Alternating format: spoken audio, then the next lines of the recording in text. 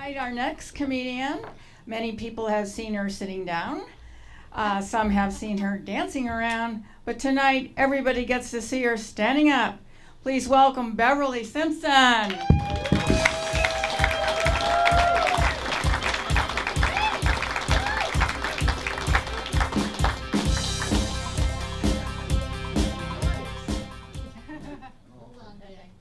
Get my water over here because I don't follow directions really well. Somebody said, I have a frog in my throat now, and they said, well, what did you do? I said, well, I was looking for a prince. And they said, well, what did you do, kiss it or swallow it? And I said, I guess I swallowed it, so I got water just in case he tries to get out later. Anyway, so here we are, and my age is a challenge. Look at me.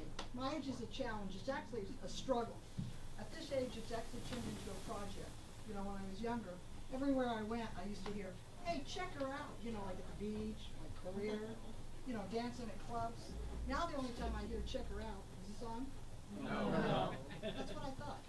So anyway, I was saying, well, hold on, did she turn it on? Okay, I'm blind. Oh, pardon me. Technical help. Remember what I said, I'm not going to repeat myself. I will repeat myself, but I only get 10 minutes. So.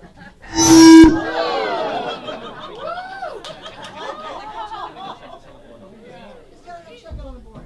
So I was saying, can you hear me? Yeah. All right, here we go. So what was I saying? Where did I stop? I don't even remember, so let's start all over again. Let's see, what was I talking about? My age and check her out. Oh, the only time I hear check her out now is when I leave the doctor's office. You know, as I'm leaving, they go, hey, check her out. Anyway, so I go to exercise 3 times a week now because I'm trying to get in shape. Oh, look, now I got a microphone. Can you hear me any better? Yeah. Which is better, A? Anyway, I'm sorry. Eye test. I'm still doing the eye test. I'll tell you about it later. So I got time. I got 10 minutes. Well, I probably got about 9 minutes left now. So I got to speak fast. But anyway, so where was I at now? This is a great show so far. But so anyway, I go to exercise 3 times a week because I'm trying to get in shape. Well, honestly, I'm just trying to stay in the shape I'm in. Because recently I heard that 70 is the new 40. And I'm going to be in shape for that second sexual peak in case it comes around. I'll keep you posted. Well, you'll know. You'll hear about it.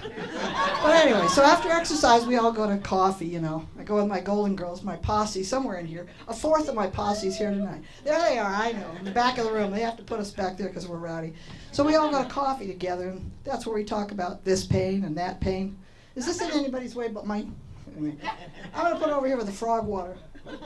Anyway, so we talk about this pain and that pain, sometimes over champagne. And recently I've noticed that a lot of people are starting to eavesdrop on us because the 12 of us Golden Girls collectively probably know something about every medical procedure known to man.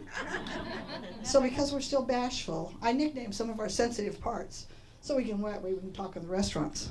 So this is our end zone now for all you football buffs. This is our fun zone for anybody who's been to Disneyland. And this is our forever under construction zone. I know. So I'm standing the other day talking to the radiologist, getting my mammogram. You know, that's where they take my fun zone, put it in a hard, cold, pancake-like press. And I'm standing there, and she says, hey, Bevy. I'm Bevy. She says, hey, Bevy, according to the machine, the lights are going off, the bells are ringing, and there's ticker tape coming out. It says, your fun zone can still handle 21 pounds of pressure. And I said, good Lord, here's what I heard.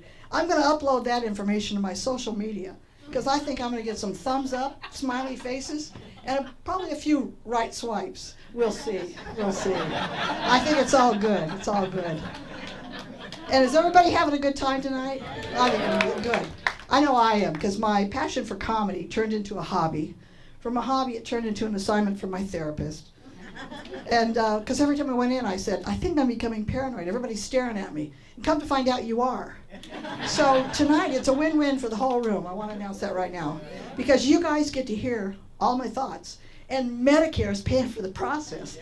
Way to work the bank. Way to work the bank, I tell you. But my therapist said, by the way, while you're in here, the results are back from the personality test you took a couple months ago.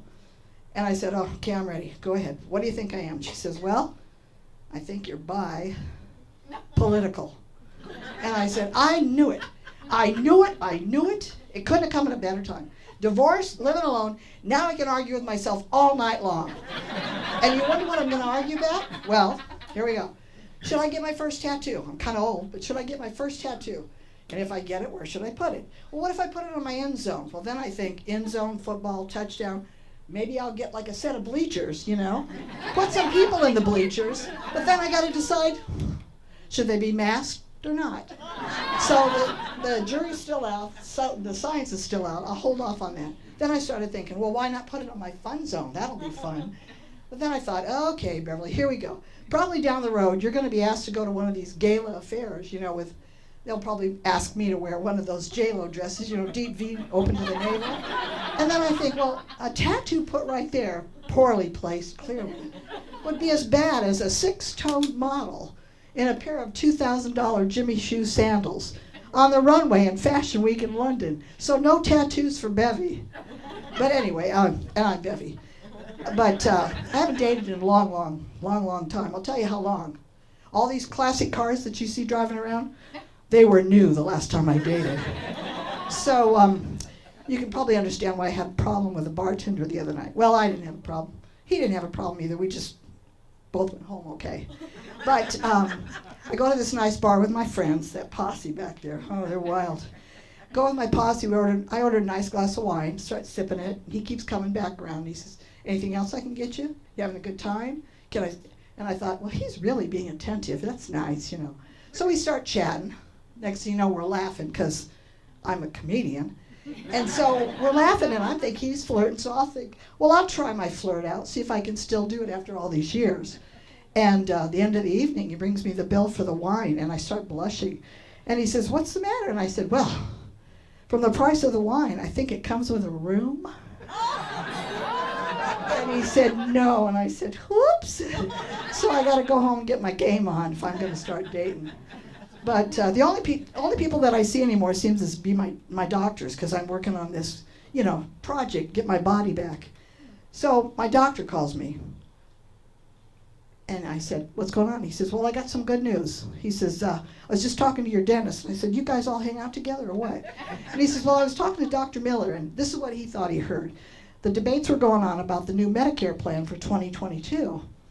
And I said, okay, I'm ready. And he says, well, the next time you come in for teeth cleaning, since you're already laying down, I can also do a pap smear. Now that's not the good part. The good part is we can bill it to Medicare as a 2-part deep cleaning. I'm trying. Boom, boom, Bevy. Way to rock the room. But I tell you, and I should have said this a little bit earlier, a disclaimer. Couldn't sleep last night because I was so excited about this show. So I took an Ambien. So just in case I'm not awake right now, somebody call me tomorrow and let me know how the show went. You know? But I started reading all these articles about people my age and how much sleep we need. Apparently we need between 7 and 9 hours of sleep every night in order to be productive during the day. And I thought, well, who's keeping track of all this stuff? Probably some doctors that stand up all night crunching numbers and writing articles. And then staying awake during the day is hard because everything seems to make me sleepy. Like, you know, traffic, exercise.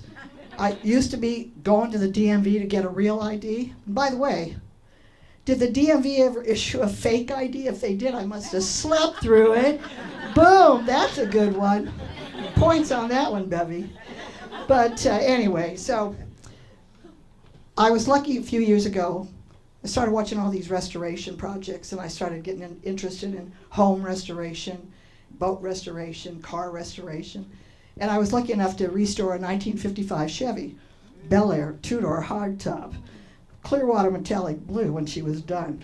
And I know she was beautiful because everywhere I took her, people said, she's really beautiful. So anyway,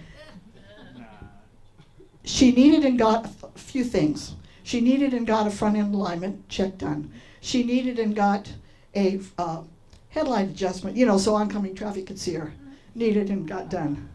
And actually when she was done, she got a 100,000 mile warranty along with a roadworthy certificate. And that, my friends, is my goal too, to build back Bevy better. I'm Bevy.